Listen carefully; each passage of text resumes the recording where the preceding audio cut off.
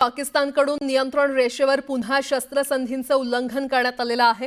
कुपवाडा, बारामुला, पूंछ, नौशेरा आणि अखनूरमध्ये पाककडून गोळीबार करण्यात आलाय। पाकिस्तानच्या गोळीबाराला भारतीय लष्कराकडून देखील चोख प्रत्युत्तर देण्यात आले। सध्या परिस्थिती नियंत्रणात असून सीमा भागात सतर्कता वाढवण्यात आलेली आहे।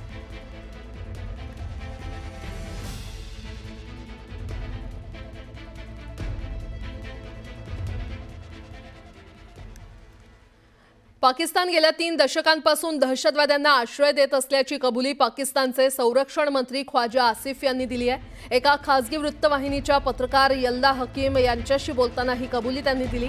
दहशतवाद्यांना आश्रय देणं, त्यांना पैसा पुरवणं, प्रशिक्षण देणं या गोष्टी पाककडून सुरू आहेत। हे तुम्हाला मान्य आहे का, असा प्रश्न आसिफ यांना विचारला होता। यावर आम्ही 3 दशकांपासून दहशतवाद्यांना प्रशिक्षण देण्याचं काम अमेरिका आणि यूकेसाठी करत असल्याचं सांगितलंय। त्यांच्या या विधानानं एकच खळबळ उडाली आहे। तर संयुक्त राष्ट्रातील भारताच्या उपस्थायी प्रतिनिधी योजना पटेल यांनी हाच व्हिडिओ दाखवून पाकला फटकारलंय।